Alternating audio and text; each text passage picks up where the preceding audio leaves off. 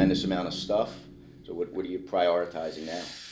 Ooh, right now it's building up my business. It's a big thing right now. It's like really taking it from a one-man show and making it something that can sustain on its own. Cool. You're into modeling and acting and No modeling. No modeling? Acting, yeah. Yeah. I saw that you just had your big Broadway, right? Yeah, Production. Yeah, it's I mean, I guess I can start at the beginning here. Okay. Because how the intersection of real estate and social media and all that. Came in. Yeah, take us back to the beginning. Yeah. On how it all started. Yeah. So you've been in it for way a back decade. to South Jersey beginning. Yeah. South Jersey. Sure. So you're a local So you guy. grew up locally. Yeah. So I'm from Epsecan. Okay. Okay. Born and raised for first 18 years.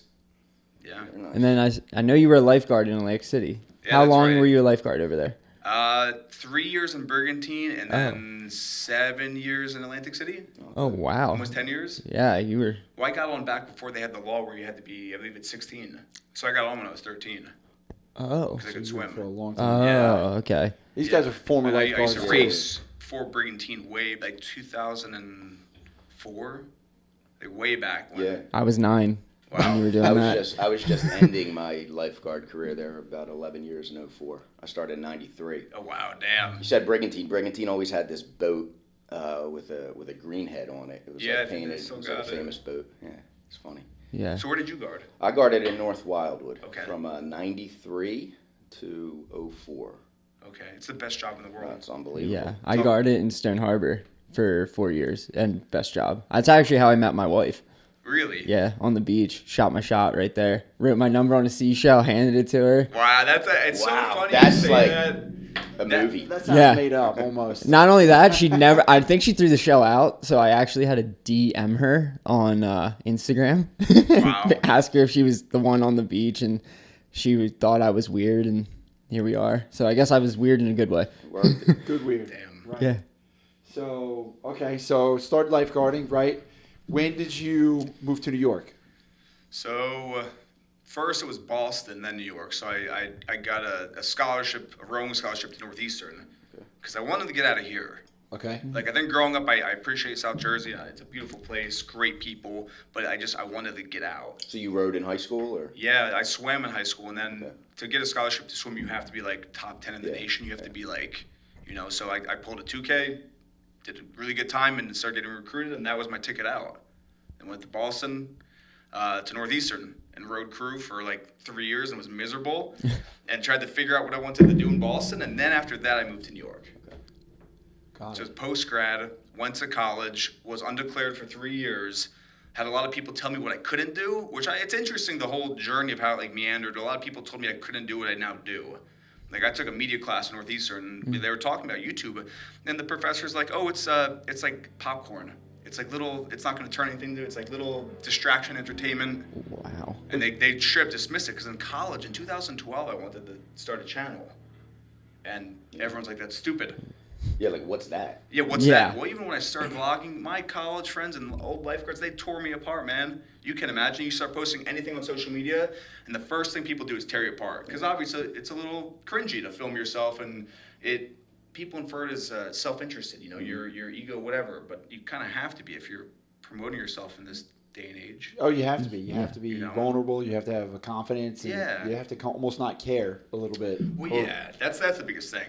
You just can't care. If you can't, yeah. So, but you were on the forefront of it all, basically. Yeah, so I moved to New York, and I wanted to do theater. That was my big dream. I always, even like, I went to Holy Spirit. I would always wait and want to do like drama auditions, but I was too afraid because guys on the swim team and the rowing team would rip me up and be like, oh, what are you Oh, doing? yeah. Oh, what are you doing? So I never did. But then I finally moved to New York City, and I had a lot of student loan debt from Northeastern, even with this scholarship, and I had a few months before that kicked in, and was just doing the broke actor thing in New York for like 2-3 years almost before YouTube. Okay. Wow. And that was the moment when I saw Gary Vaynerchuk. Have you heard of him? Yeah. Yeah. Yes. Gary Vee. He wrote that book, Crush It, about starting your own personal brand. I read that in 2013. I was like, okay, there's something there. And I just started making vlogs, like crappy vlogs, living in a like 250 square foot apartment in Manhattan. And I think it was just no one was doing it, and I was the first one really doing it in New York, and that's why I got a little initial attraction in the beginning. I went down a deep dive on your YouTube, and I think I found one of the first videos that you had posted, and it was from just a small, it was like almost a studio apartment. Yeah, well, it's interesting. I deleted a lot of them. But it was cool to like look back and see, because you see now with the production and all these things, right? One that was like raw and real from the beginning. You know, like, oh wow, he was doing it before it was what it was or what it is today.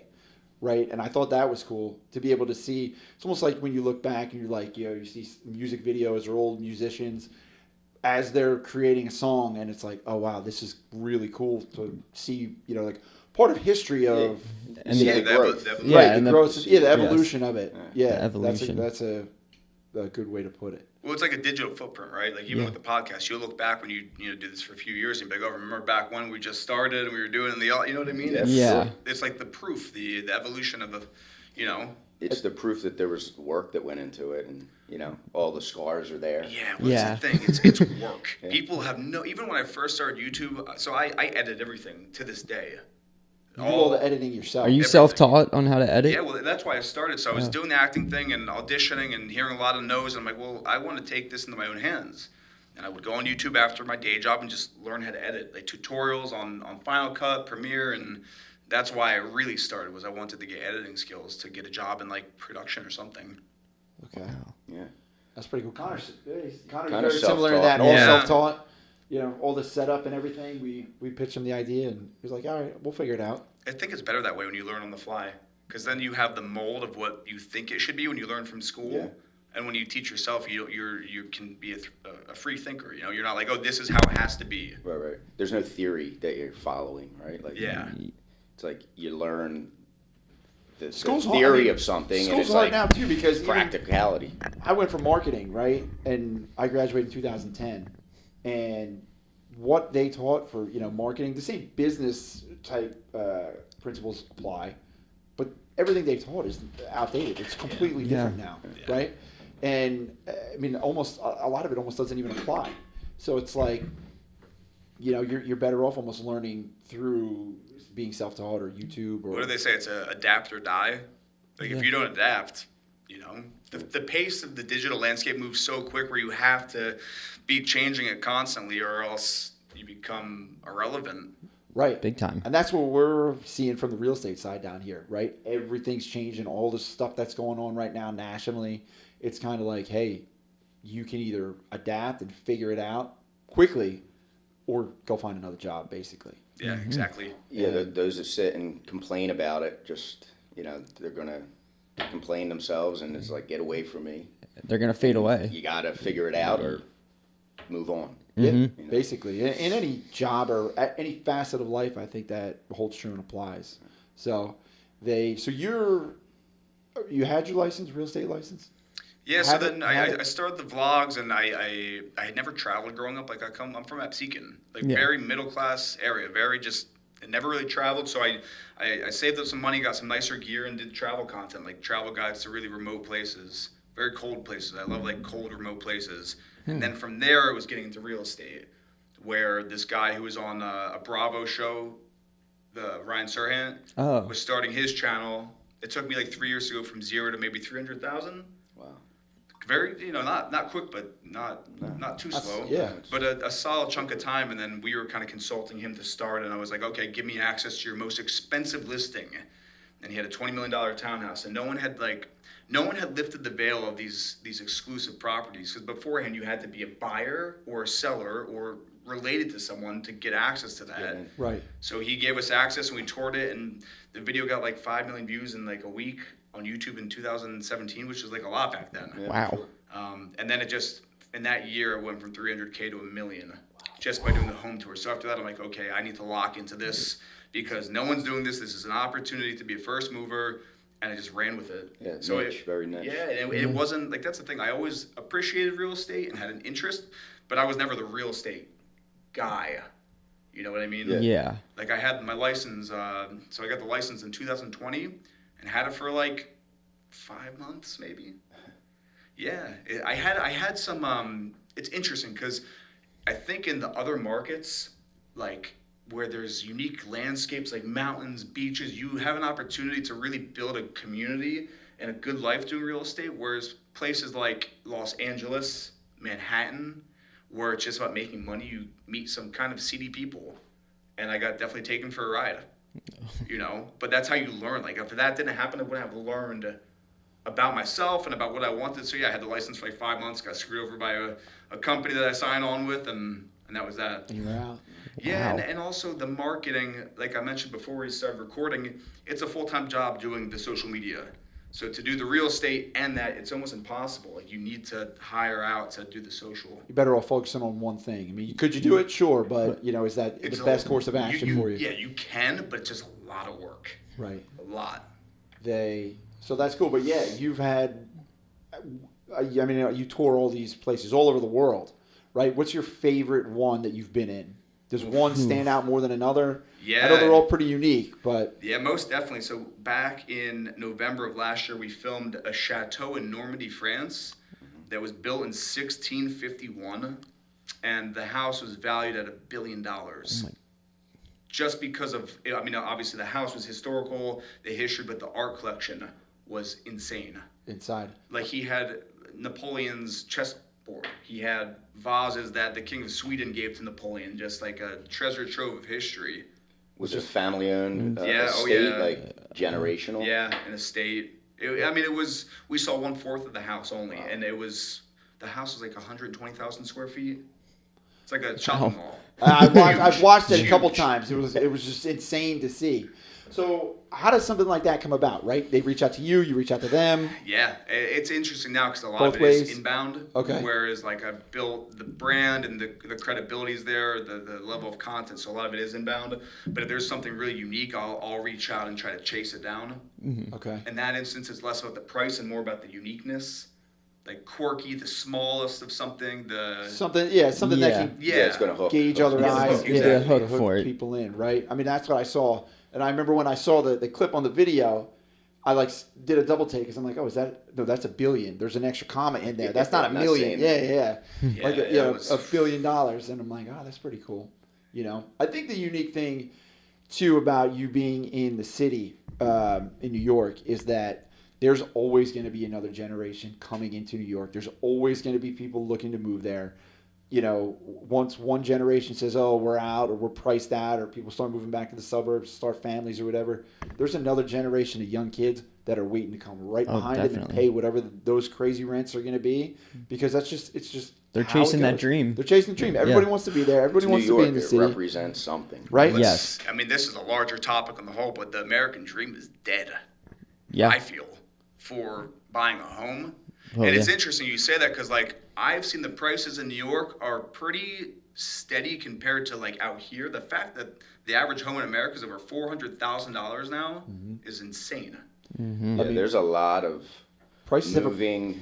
appreciated here 25% year over year for the Yeah. last 3 years, Yeah. 25% ish. Yeah, there's a lot of moving pieces at work. That's, you know, not to get into a whole other conversation, that's driving this Yeah, oh, crazy yeah. Crazy. housing market, rental market, pricing people out, people that, you know, have good, what you would have considered to be a good, steady paying job, career, that can't even afford rent.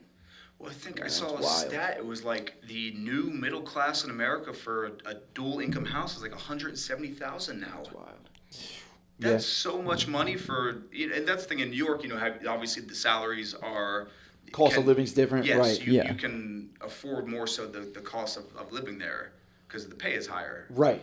But it somewhat levels out to a certain amount. You Yeah. may be making a higher amount, but you may be paying double the average rent. Yeah, the cost of living is so high there. Oh. Right. But also, I mean, I'll always be surprised when I go to Absecon or, you know, I leave New York and I go to a ShopRite and the prices are higher than New York. Yeah, I was in Brooklyn a couple weeks ago, visiting one of my best friends lives there, and they were having like a brunch at their house on Sunday. We went shopping for it at some local grocery store around the corner, and I was actually surprised. I'm like, no, this stuff is reasonably priced compared to what we pay down here in Cape May County, right? Yeah. You know, thinking like, oh, I'm gonna walk in here and it's gonna be $9 for an orange, and I'm like, no, it's really not. It's not no more expensive there than it was here. Very similar. Yeah. You know. It's interesting here because we're such a secondary home market. So not everybody, but the overwhelming majority of people that we work with, they don't need to buy the house, right? It's like a luxury purchase. They want to do it. And even in that secondary market, the prices just keep going up. And it's like, you see, I don't think that's going to sell. It's too high. And it sells, and boom, it's like the first domino to fall. Yeah. And then resets everything. Yeah, it just resets the baseline. And it's like, okay, they got that. We can keep going up from here. So, yeah, it'll be interesting to see the way the economy kind of shifts over the next 8 months, maybe. Yeah, it'll be. With the I election think interesting is an coming up understatement. It's gonna be a little whatever bit of a happens circus. in We're in for a November. ride. Yeah. lot of There's a people- lot of forces at work that's just, So we'll so many variables at play. for sure. I think one of the things that happened down here was during 2020 with COVID and people, the whole concept of being able to work remotely, people wanting to kind of get out of the city a little bit, just kind of social distance, I guess, right? And people kind of came down to the shore and could work from their shore house. Like, I can make this work instead of just coming down in June. I have to come down after Memorial Day. Like, oh no, I can spend time down here. More restaurants are open year round down here. More businesses have opened. There's more of a year-round economy. It helped than tremendously. There's been in the last 10 years. Yeah, so people found that, and by the summer of 2020, like real estate was starting to go through the roof. Yeah. The exact opposite, I think, of what people thought initially was gonna. Yeah, was gonna happen. it trended the other way. And you can come down here at any point during the winter, and on the weekends there's people here. It used to be you grew up. You grew up It's a in ghost South town, Jersey. It was literally. like Memorial Day to Throw a Labor football Day. down the street. Yeah. Nobody's gonna gonna hit And anyway. shoulder season started to get there, but now it's like year round. Well, that's interesting with year like round. what I film with getting access to these really high end homes is like you take a market like Aspen or Vail, and that was the same thing. Winter destination, summer's dead. Now people are like, oh, I can live here full time, and the shift has been to these year round residents now in these places that were typically vacation destinations. Right, and they cash out maybe where they were. Yeah. Cash out, and if they're going to spend the X amount of dollars on their what was a secondary home, they're using it. Right. Yeah, they're getting more use out of it Yeah. now, right? And the benefits and everything that comes with it. Yeah, we're seeing people who typically had, we have a larger home in the Philadelphia area and a condo at the shore, they're flip-flopping and downsizing back in Philadelphia. Oh, we're going to keep a small condo here because maybe their kids are there or, work or whatever, and they're upgrading their home down here. Oh, we're going to buy bigger because we're going to spend more time there. And they're kind of, running back and forth, which is good. I mean, I think it's good. Rising tide is good for all ships. And they're even well, moving their that's kids to school here. Kids, Yeah, the kids are like the- enrolling in schools and yeah. helping all around. Yeah, absolutely. It's good for everything, right? From the local coffee shop straight up to the schools and restaurants, and it's just a trickle down effect, and it helps us just local economy type stuff. Yeah. So I wanted to get back into something that we hit on a little earlier. You were a lifeguard. You rode collegiately. You're fit. I heard a story that you at some point had a workout with Thor. Can you kind of tell us about that? Yeah, That that's sounds like right. a wild situation. It's funny. Whenever I meet people who see the channel, that's like a big talking point, But that happened kind of by accident. So I was traveling in Southeast Asia, and I got really, really sick. Just like the water out there is not, there's parasites, it's the jungle. And I lost like 25 pounds in a week from this stomach virus. I cut the trip short. Like I went to the hospital out there, I'll never forget. Man, they went to go draw my blood, and they were literally poking for a vein and they dripped it into the vial in the hospital out there. Like it was that was scary a trip situation. itself. Yeah. So I get home, doing all these tests, figuring out what the hell's wrong with my stomach, and they figured it out. But I literally, I was like 220 back then, and like I'm like very thin now. I used to be like very heavy, and I'm like, okay, I want to get back into shape. And I saw he was launching a fitness app, and I'm like, okay, that could be kind of cool. I could do that for a month as a way to stay accountable and film it. So if I'm posting it every day, I have to do it because I said I'm going to do it. Yeah, I'm accountability. gonna do Accountability. it. And because of the rowing training and all that, I had a good muscle memory, and I saw pretty good results. And I made a video, and since he just started the company, there's a lot of skin in the game. It was his first like venture outside of theatrical work, and his team saw it and they reached out and they're like, oh, would you want to continue on with the program and do it for 90 days? And he was in New York for a film premiere, agreed to meet up. And it was crazy too, because someone at that level of success, there's so many layers of people to keep distance. And it was interesting. The publicist was like, don't ask him to re-say things or do this. You only have 20 minutes, like very much like being the bad guy. And he gets there, he's the nicest dude on earth. Yeah. Really? Nicest guy.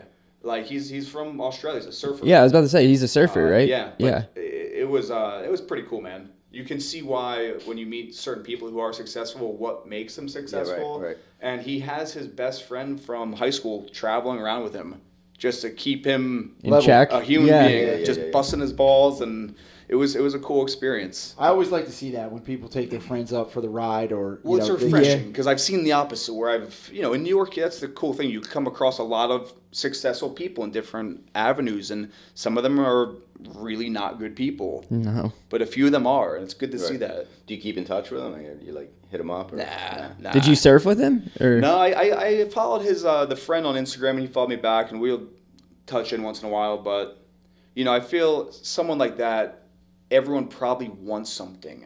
Yeah. So they most definitely are probably guarded. Puts And a wall I hate to up be a almost. person to reach out unless I don't have anything to offer someone.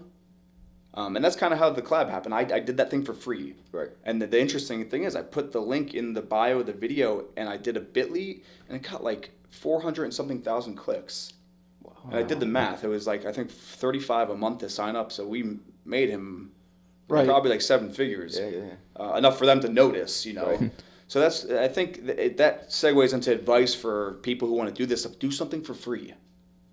Like, I'm looking for a new editor, and a test I do is I'll send footage. I'll send all the raws, and I'll say, okay, do this edit. Let me see what you got. And it's so amazing the amount of people that won't even do the free edit, because people want things so fast now. Oh, yeah. And that's not how life works a lot of the time. Some people get very lucky and that happens, but like I don't even think it's success in this, but my luck in this has been very slow, like chomping away. There's never been one thing. It's been like given to you? Like, you're Yeah, putting the hard it's- work in for yeah, it, but you're consistency, chipping too. away Exactly, at it's it and being consistency. consistent. And then, like you said, you come to the channel and you see this dude walking around these expensive homes, but like just a guy from South Jersey, and you guys are from South Jersey, so you know what we're like. You know what I mean? Yeah. which is cool. So you were on the forefront of the social media. Where do you see it going? Right, in 3 years, 5 years, 2 years.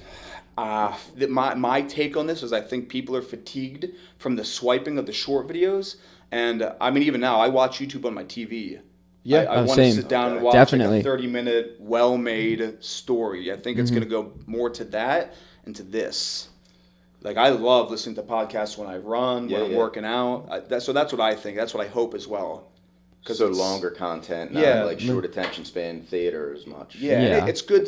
The short form gets people into your content, but I think it's going to be more storytelling. And that's a skill. I think Storytelling Yeah. is huge. it has been almost bastardized where the level of entry is much lower now with creating content because like these things shoot 4K. Anybody can do it. Yeah, which is great, but at the same time, if everyone can do it, or what's the saying? If everyone's well known, is anyone known, or something like Right. that? Where if Yep. everyone is doing this, does anyone? So you have to give How something, can you stand Yeah, out? and- Where's- Yeah. where's Gotta your offer value What's come your in? hook? entertainment. Yeah. Somebody, you have to Education. do something where they want to pay attention. Yeah. Yeah, And I think authenticity is the biggest thing. I struggle with that so hard, man. when we started Yeah. this, we were sitting around having a couple beers in our office, and we're like, we could do this. What do we think? And I'm like, one of the biggest things for me was I'm easy to talk to. I can talk to anybody, anywhere, really. But like sticking a camera in my face and doing this, It's a different feel world. you have to be vulnerable to do it, right? And why should somebody listen to me? And like we kind of touched on before, you have to kind of not care. Yeah. Try to be authentic, right? Right. Don't try to be something you're not. You can't really fake it.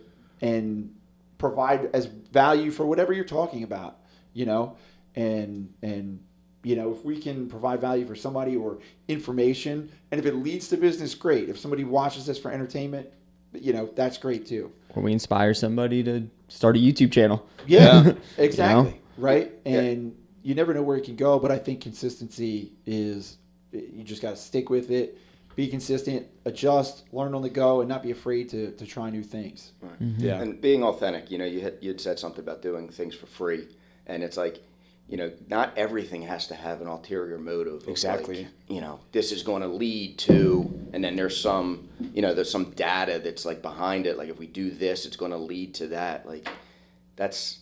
Just be a good person. Yeah. It's so crazy you say that, because even like the reason I'm here is because I met you. Yes. You were a nice dude. We were just chatting at the shop, and it's like you have to do it because you want to do something, not because you think you're going to get something. That's the whole, like, if you want to do social media, don't do it because you want to make money. Do it because you enjoy doing it, and you want to offer something. You think you have something to share. You can provide, yeah. Yeah. And there was a saying I saw a couple months ago, and I'm like, this is really good.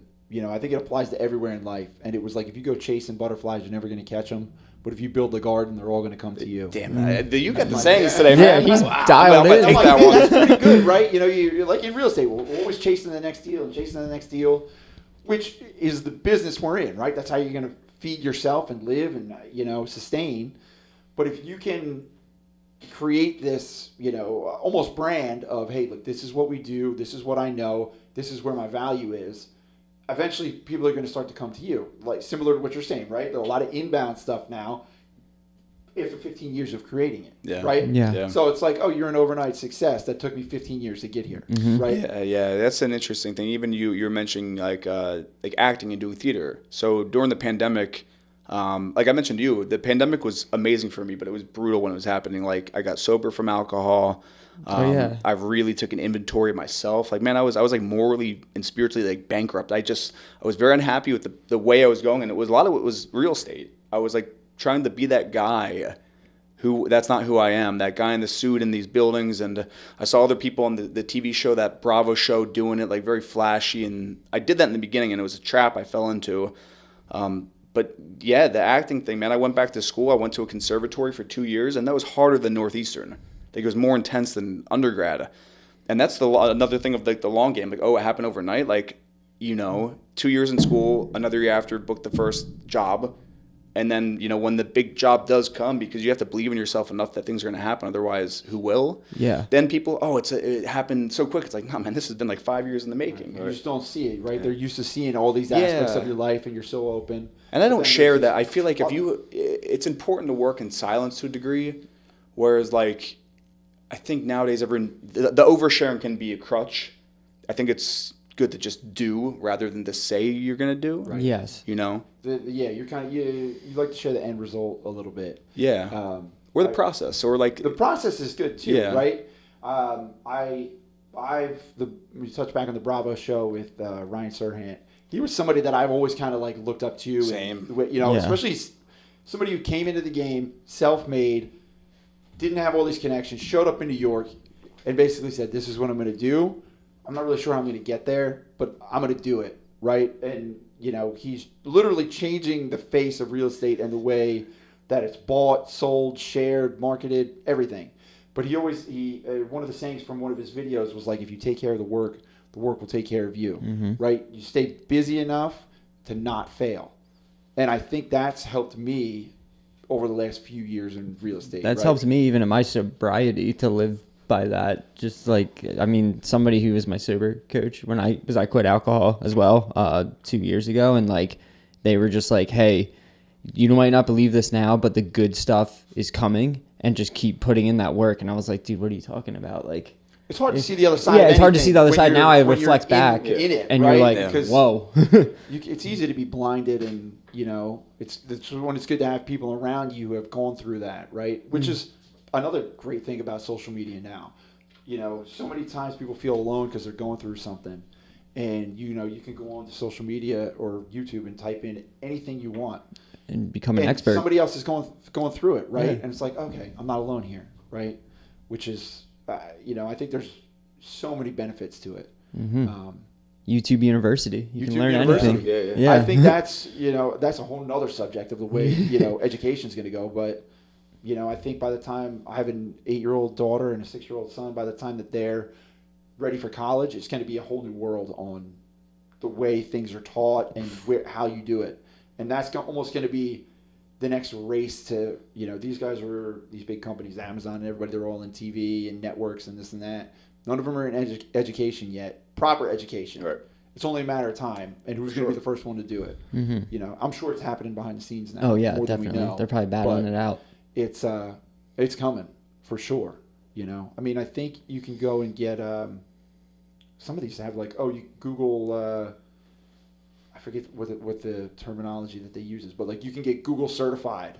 Like Google, will do a class in whatever, and you can use that as a certification now. Yeah. For a lot of different things. So it's interesting. Yeah, you're starting to see it. There's different sites that on YouTube or whatnot, and people are teaching a specific lesson, a math lesson. So I agree. I think there's definitely something there that somebody's going to learn how to monetize it and make a fortune on it. Like that's the way it always ends up going. Yeah. But American way. the ability to say I have to fix something, and you look it up, and somebody's showing you exactly how to fix the exact part or the exact model of what you're working on is incredible. I remember my daughter. It's like being resourceful. I had a dollhouse, or I think it was a dollhouse for Christmas the one year. And it came with the directions, and it was like 900 pieces. And I'm like, oh my God. Right? But there was like a QR code that you scan, and it was like this 20-minute video that walked you through. And I had it done in like an hour, what I thought was going to take me, 6 days, because the company was like, yeah, all right, this is how we're going to do it. Boom, boom, boom. Right? Whereas, our parents are putting this stuff together. Would have been a 3-day project for them to do it, trying to figure it out. Does this go right? Is that wrong? And, you can watch it right on your phone. Yeah. Which is cool. That's huge. I have experience with I've nephews.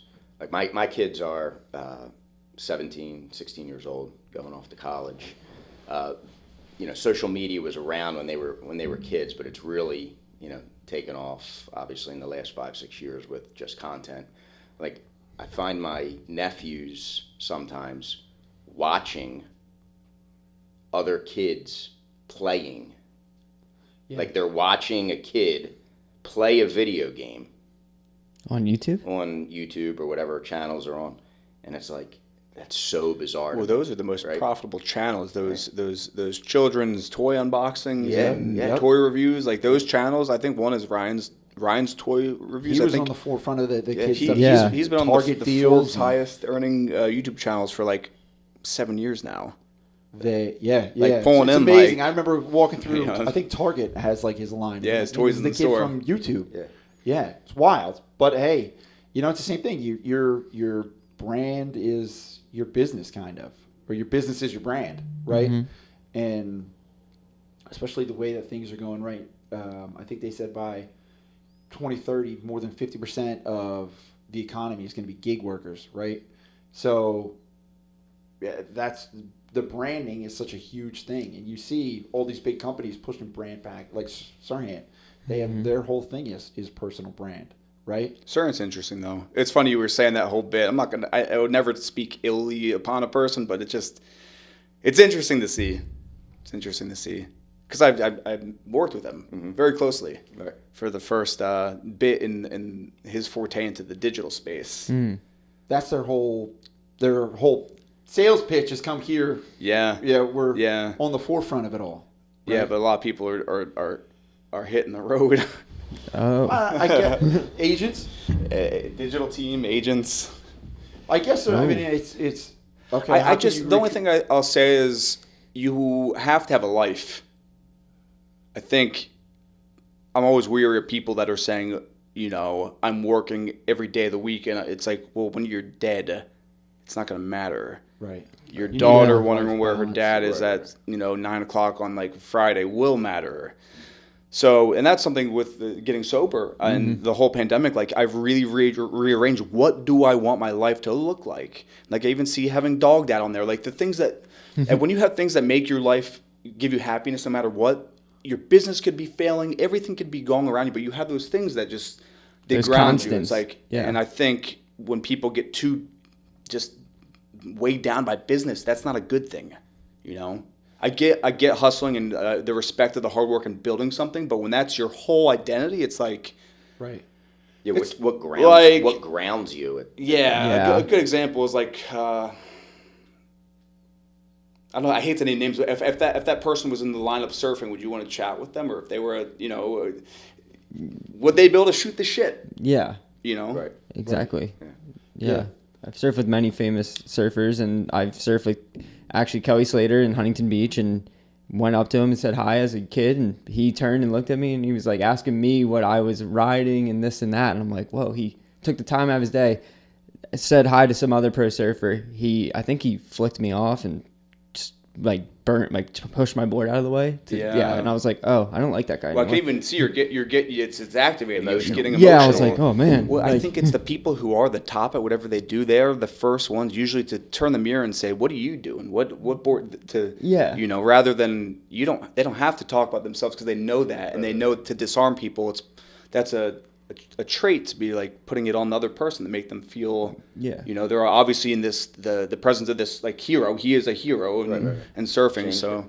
Yeah, and that's something that Hemsworth was very much like that. Like nothing about him. Like what workout do you want to do? Like that kind of thing.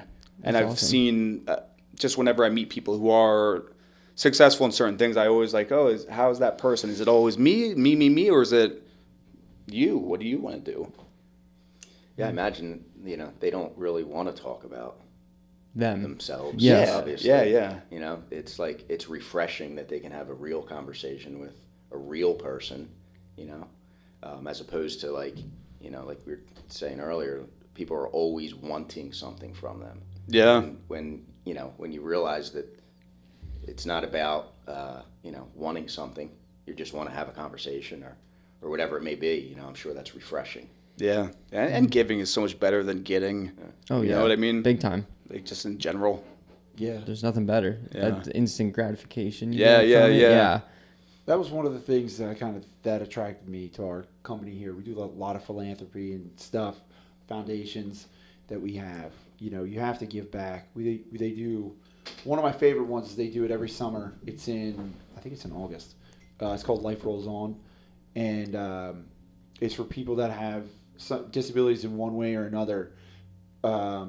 Stemmed with Jesse Billauer, professional surfer, had a spinal cord injury. Cool. Yeah. And he Kevin's created on the this board. Damn, he made the Yeah. He created this foundation, Life Rolls On, and one of the guys, it's actually Chad Desatnik. He founded the Desatnik Foundation, and it's kind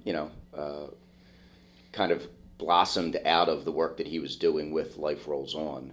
And this event, as Zach was getting ready to talk about, you have people that come down, get them in the ocean, and That's special. Put them on a board, and the joy that the Their people face have when is they just ride that cool. wave, it's so Incredible. cool. Really brings Yeah. you back down to earth, right? Like Yeah. prioritizes things. Like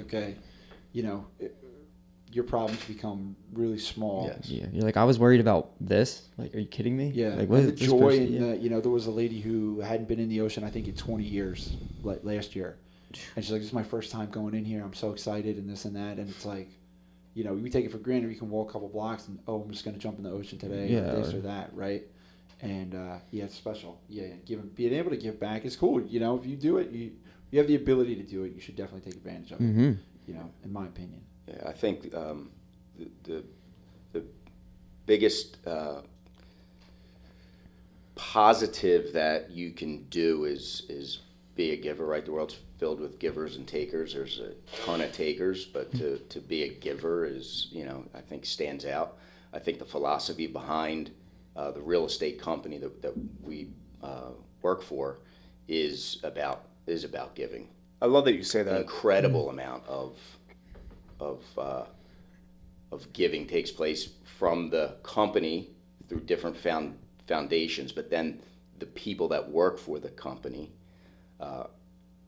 are also that way, and it's created. You have to create the culture. Yeah, there's a Culture. culture here where Culture anywhere is the most important thing. Right. I mean, Yeah. when you see successful football teams or baseball teams or whoever, you see, all right, these guys they're special this year. Well, they're special because they have a good culture, right? You have a lot of different people from different walks of life who are, their personalities. If you can have a bunch of authentic people, and they could all be, night and day from each other. But if there's a level of respect and you want to see everybody do well and support each other, you can't build a culture like that's something that kind of organically grows. You can't pick and put pieces in, right? Well, the culture creates it. You know? The Yeah, culture creates it, definitely. right? And it's one of those things. You know, you build the garden, and as you build the culture out, more and more things are going to stem from that. Right. You know, opportunities and business and the chances to give back and things like that, Yeah. right? And you're And surrounding yourself. you have to surround with yourself that. with good people. It's Good. infectious. Yes. Yeah, for sure. We have a,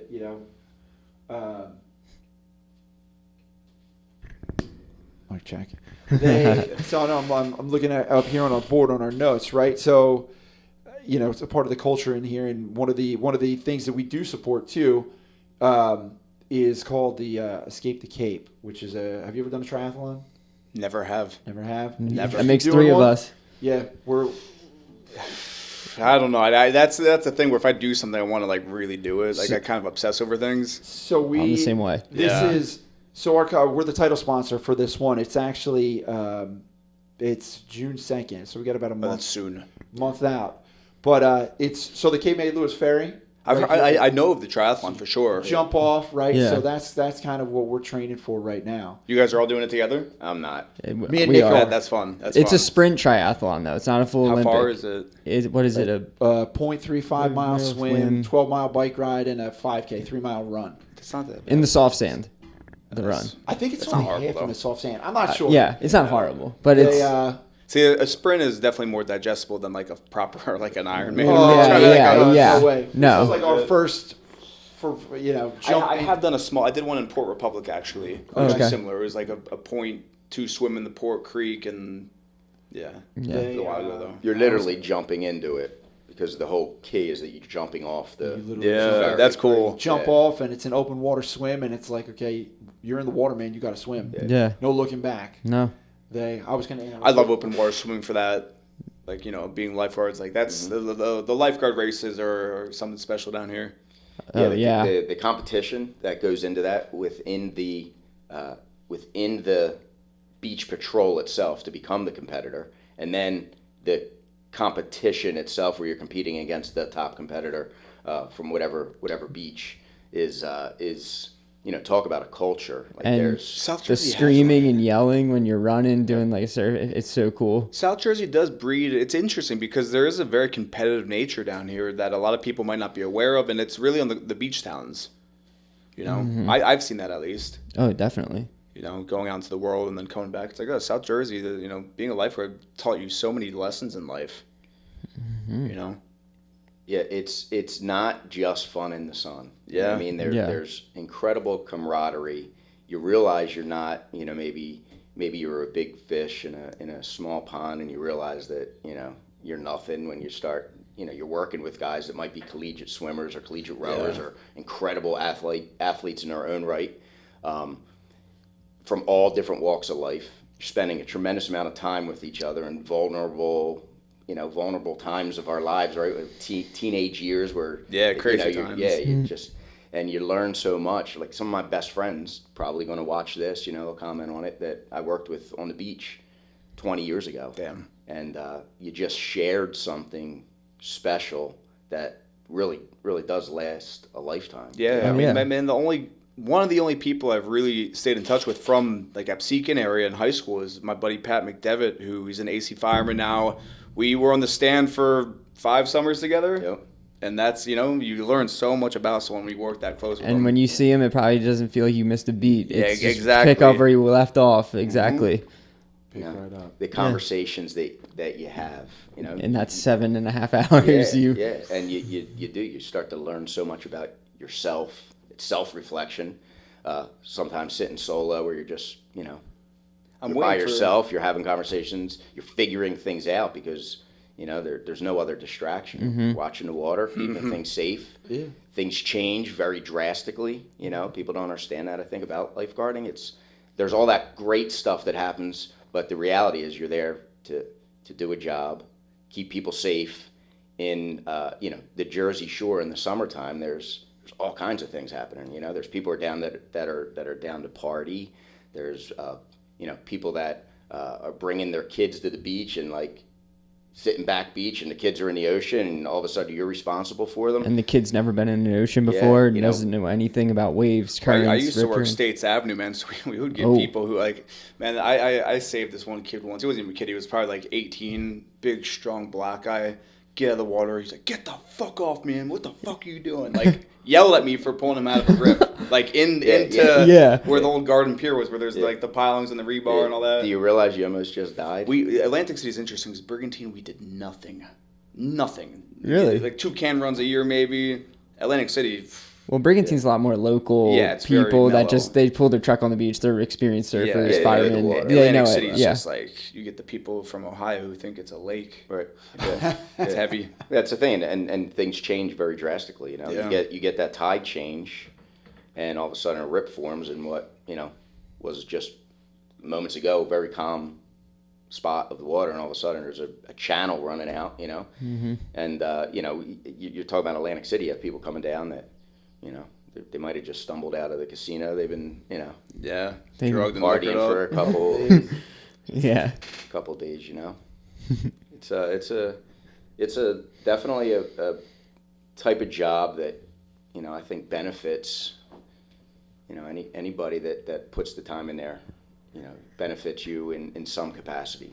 Learning how to talk to people, learning how to move people and with authority, but also kind of keep it calm. You meet people, you make relationships that you never know where they go, and then you meet somebody who guarded somewhere, and you have something to talk about. Yeah, it's an instant, Exactly. just like the seeing of we have a shared experience. Right. That's what it is with lifeguarding. Yeah, shared experience is good. I mean, and that's where the relationships develop, right? Yeah, any definitely. shared experience, your best friends or whatever you go through in life, you have, those relationships develop through that shared experience. Right. So Eric, right? You said that building out your brand, right, is the next kind of stage for you. Do you think you'll stay in New York, in the city? Are you going to be? Do you think you'll ever leave the city? Not for good. I'll be there forever. City guy now. You're a Ideally, I'd New like to Yorker. have a house somewhere else where I can escape and ideally by the ocean somewhere. But I'll be there forever. Be there forever. Yeah, I love the city. What neighborhood are you in? Soho? Yeah, Right there? downtown right now. Okay. Okay. Is that your favorite neighborhood? No, Your pick? I'm moving to the Upper West Side. Hopefully, Okay. Central wow. Park's there. It's interesting. I love the city for the opportunity, but like I can't not have nature or I go crazy. Right. So I still try to travel a lot and whatnot. But yeah, we'll probably move uptown. Okay. Better for Theo. That- Central Park. Life as a dog dad. Yep. Life as a dog, right? What's your take on the way that things are going in the city? Because I've seen a lot of these content creators that I follow who have done property tours and stuff now are kind of focusing on life in the city. Cash Jordan. That's specifically what I Yep. was referring to.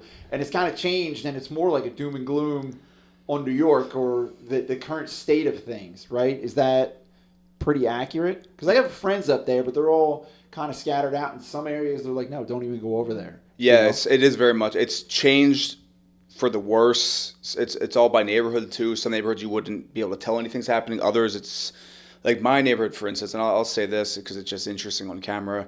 So I live right by the Holland Tunnel, and I would walk my dog, 8:00 every night, just take him out, and I would see every 45 seconds, every minute, a guy walk by with a push cart with like a number, like they were given these carts, and they would continue all night. And they're all from usually Western Africa, Southern America, sometimes like India, and they're just the stream of illegal people coming into the like I would see it with my own eyes. Wow. And this Wow. is a year ago almost. So everything they show on the news is pretty accurate. Okay. Especially with the protests and the random acts of violence, like women getting punched in the face. Like the city has changed. Even like, so for instance, I have an appointment uptown, way uptown, like 110th Street once a week. I have to take the train.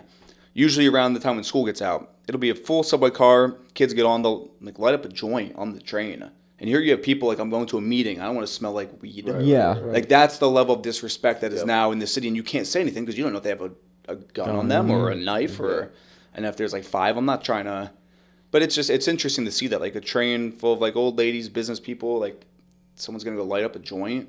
It's the kids in New York that are like truly crazy. The kids, and then the illegal, immigrants coming in. Yeah. Yeah. So yes, it has changed. It will bounce back. I think it will always bounce back, but right now it's not the best. We have a running joke in our group chat. One of my buddies lived in New York, and he moved out 2 weeks to flatten the curve. They're like, "Oh, let's go to Florida for 2 weeks. This will be a vacation, right?" And that was kind of like, he never went back. Within 6 months, they had, broke their lease and this and that. And it's always like a running joke, like, I'll never give up on that city, right? Because it's always going to bounce back. It's New York, right? Yeah. And my daughter was up there a couple weeks ago with her mom, and when she came back, I was asking her about it. I'm like, "Oh, Em, did you like it?" And this and that. She's like, "Oh, it smelled so bad. The whole city stunk." And she was 7 at the time. And I'm like, "Yeah." And I had been there a couple weeks prior visiting one of my other friends.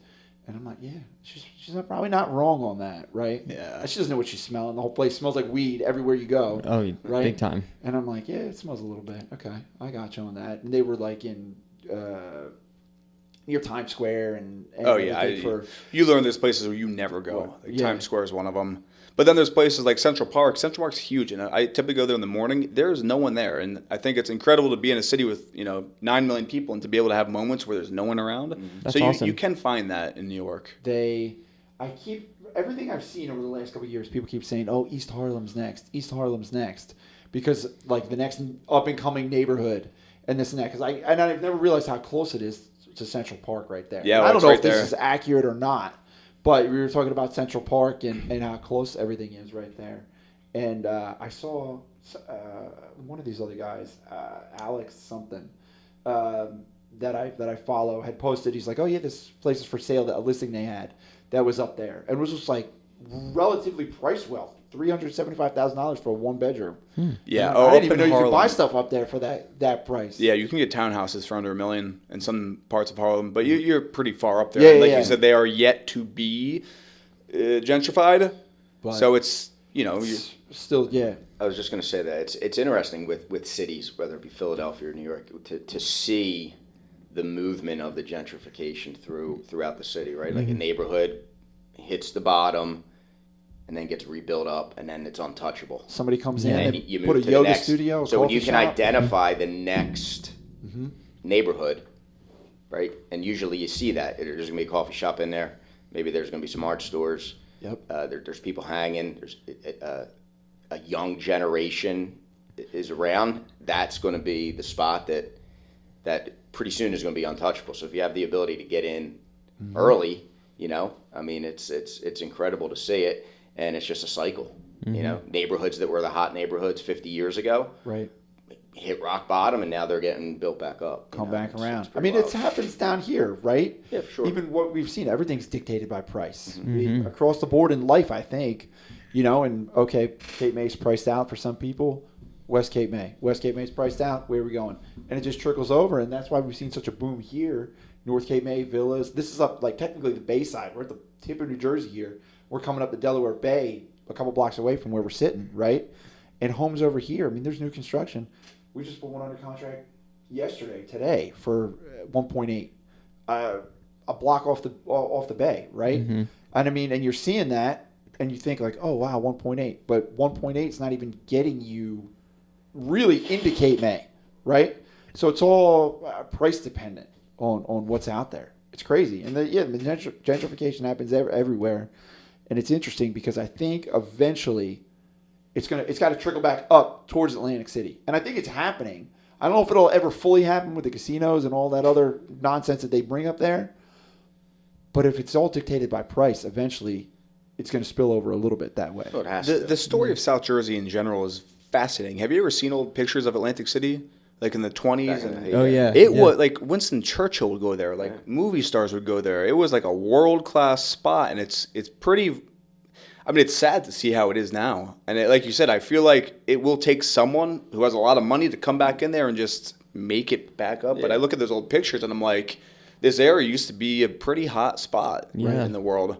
Because it's funny, I come down here and, Geraldine, my girlfriend, will come down and she's like, "You're from down here?"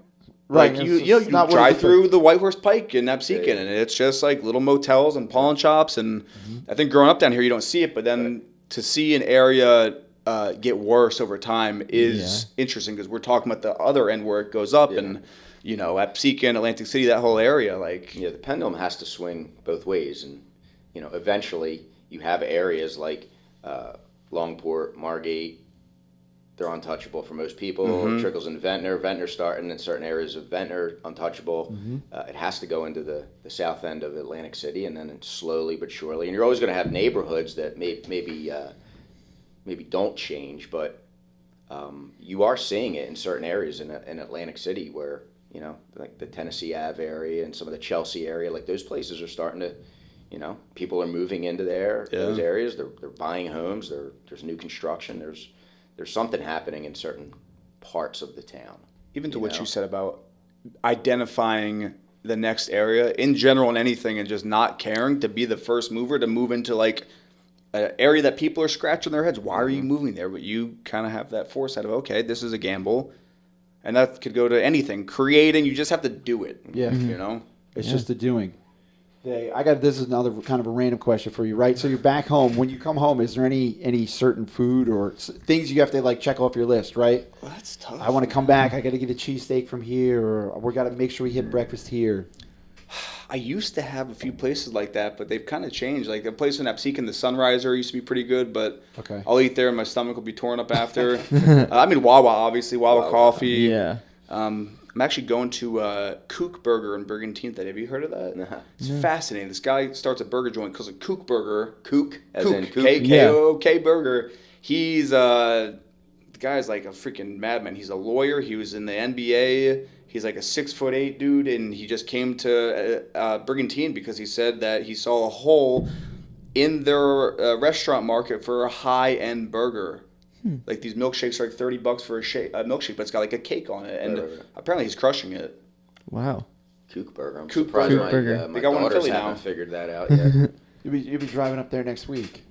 They I saw one today. in New York. Yeah, I yes, saw a today. Kook Burger in New York, and I'm like, wait, that's the one from Brigantine? Wow. And I was just scratching my head on because I know the prices to rent out commercial real estate in New York. I'm like, oh, they must be doing pretty well if they're opening in Manhattan. So that's interesting to see is someone like that who had the capital from being a lawyer come in and be like, hey, people who do have second homes and have money will want a premium burger experience. And like that, I think that's cool to see in South Jersey is things like that happening. Stuff like that. Yeah, there's a lot of local places down here who, you know, younger local people who have kind of like bet on themselves, right? I'm going to open this up, coffee shops or this or that, or, you know. Yeah, we've touched on that in previous episodes, and it's just like it's amazing to see people put out a good product, and other people will appreciate it. And It's the authenticity comes back to it too, right? support it. Yeah. You know. Yeah, and if you can do something, you have to figure out how to do it a little bit different. Yeah, right? it has to be you yours. You have to be unique, set yourself apart from everybody else in whatever way it may be, and it's cool down here. I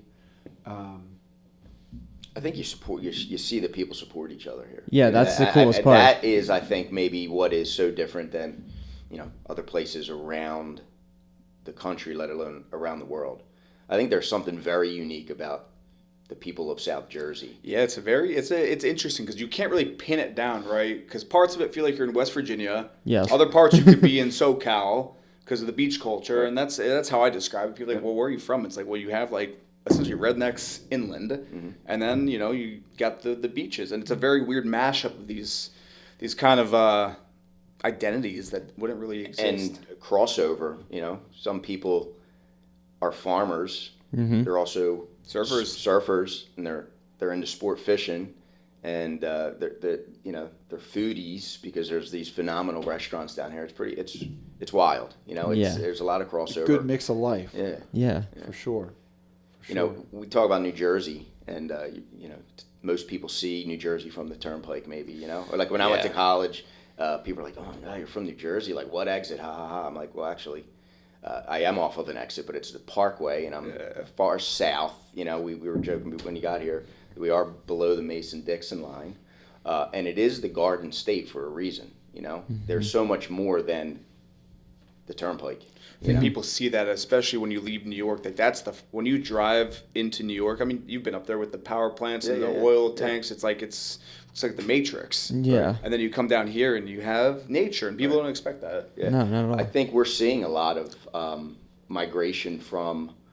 Used to always be Philadelphia would go down the shore, right? Down the shore. Where you headed? Down the shore. Down the shore. We're starting to see, just even if you drive around, starting to see more and more New York license plates. There's DC, obviously people Maryland. coming from North Jersey as well, and DC, Maryland. I think it's easier for people to get here than it used to be, right? Like speed limit used to be 55. Cars went 65, 75 before they started shaking. Even the parkway was 2 lanes. Now it's 3, 4 lanes. People do 80. So what used to be a 3-hour drive or 3-hour plus drive, they can get down here in 2 hours. They can come down on Friday and hang for an entire weekend and maybe wake up a little early and still get back to work on Monday morning.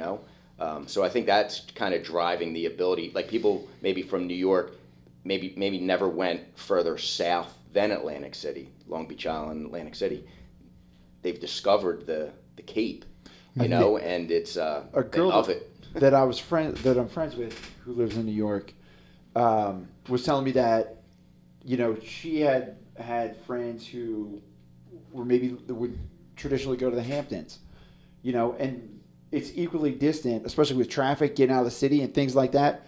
You can come down and be in Avalon if you're looking for that high-end type real estate lifestyle, right? So it's, okay. And the price point is obviously way different. Yeah. Not that Avalon's a cheap market to get into, but compared to the Hamptons, it certainly is, right? So I think people are, again, things are dictated by price, looking at value. Oh, we can do this, we can do that. It's the same distance. And it's like rediscovering, a place we maybe never thought to go. Right. And they come down, they have fun because there's so much to do. And there's so Yes. much. And you're every close to town is a little bit everything. different, Yeah. There's a lot to do.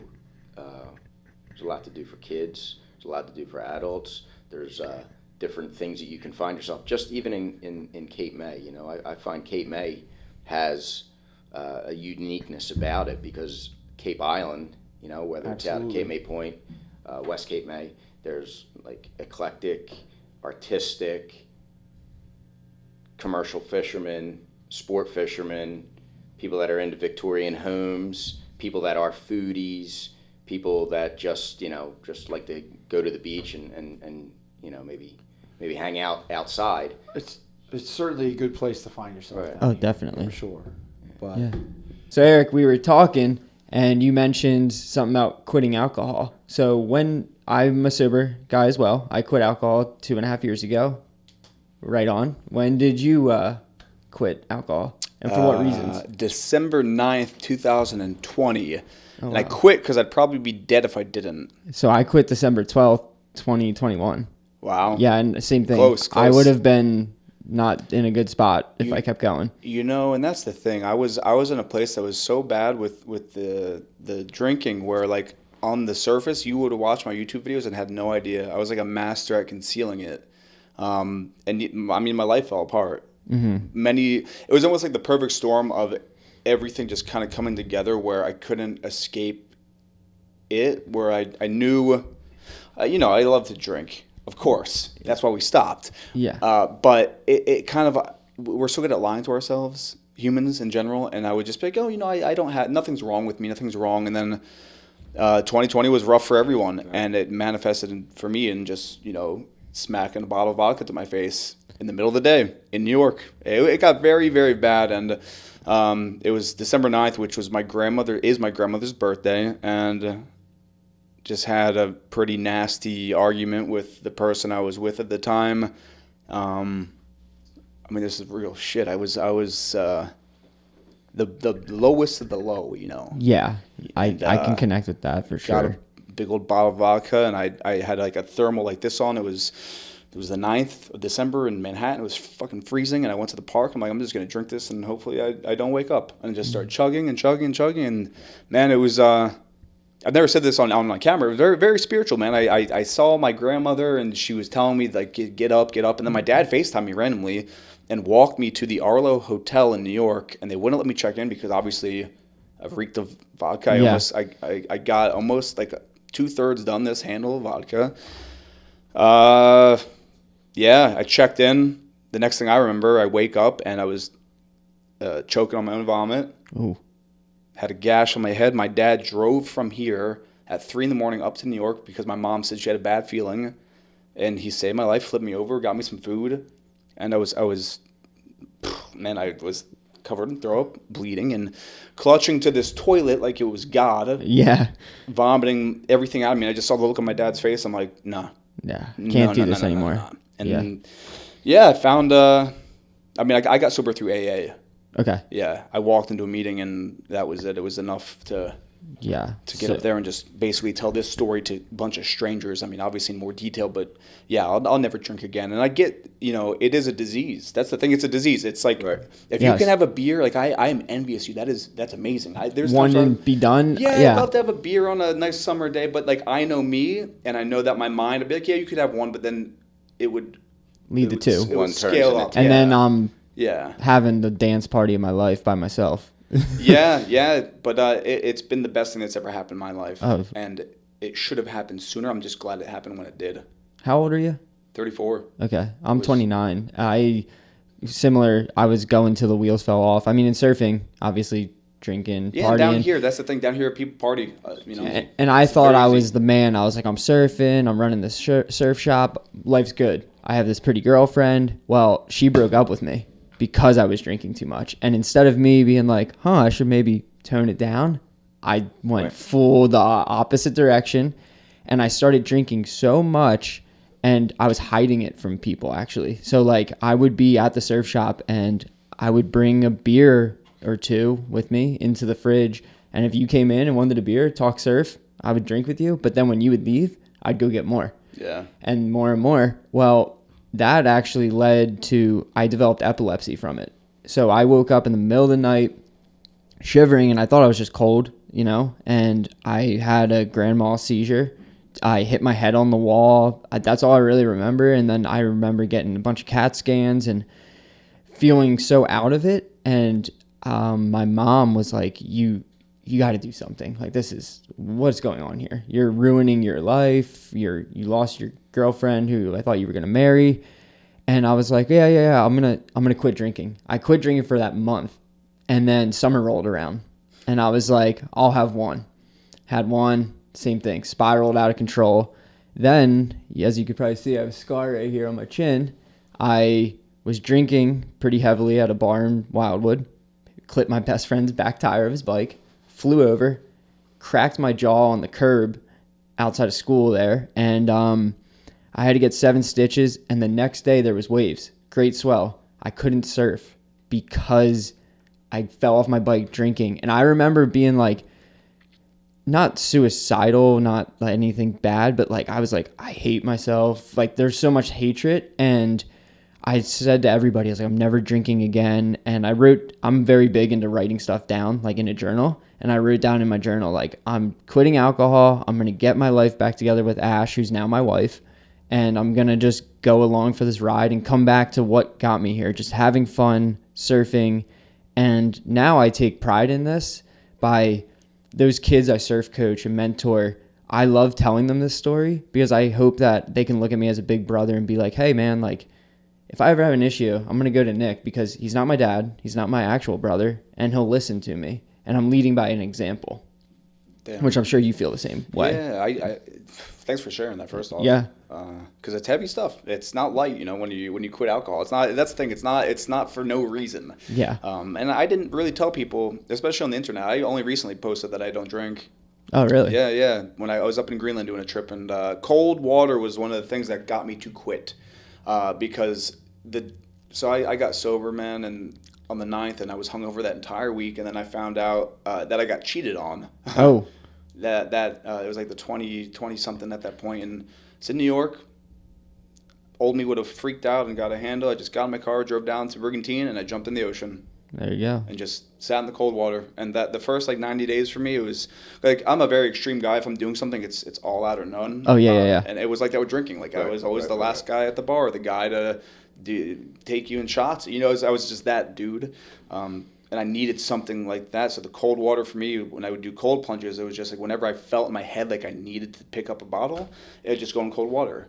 And that was enough to like, it was 90 days. I did that. And then now at this point, it's like I'll have 4 years in December. You know? Congratulations. That's So it's- amazing. And it's thank you. And it's to say, oh, in December, it's far away, but I know now there's nothing that could happen in my life that could make me numb No. my pain through that. You Yeah. know?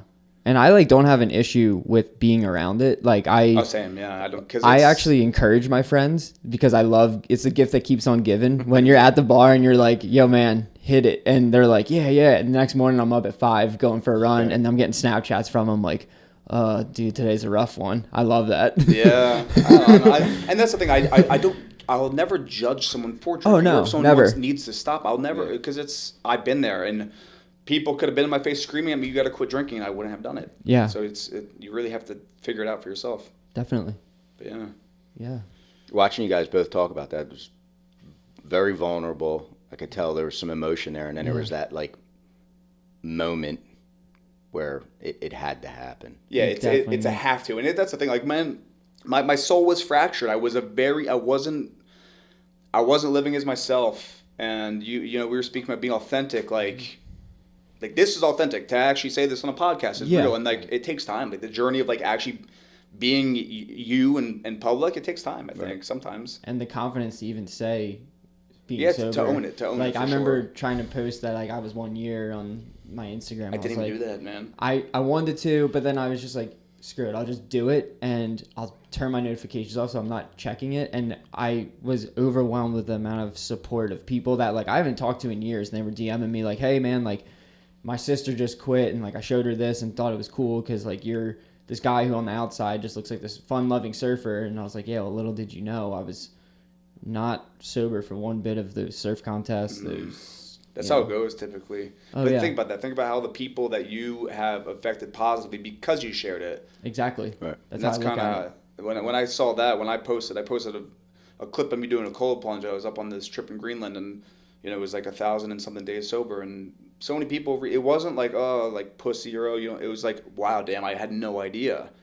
I had no idea. They Yeah. can connect to you in a whole different way than 'Cause maybe, no one's perfect. right? Yeah, And exactly. there's No one's social, perfect. social media, everybody has you see what you see through a little screen of a person, and there's so much more that doesn't get shared, right? And a lot of people, it's curated so you see what they want you to see, and you don't know who they are, what's behind it, you know. So that's, in my opinion, is one of the downsides of social media, right? Oh yeah. You know, you only see what is out there for you to see, right? And I think that's cool that you guys both are, you know, so open about it, and because it's part of who you are, right? Yeah. Yeah. I just like helping people too. That's a big part of how I am, and just being that person to be out there and put myself out there, but in hopes that like when I get messages from somebody saying like this helped me a bunch or I had no idea, that's like the instant gratification of like, oh, I'm so happy I'm able to help you.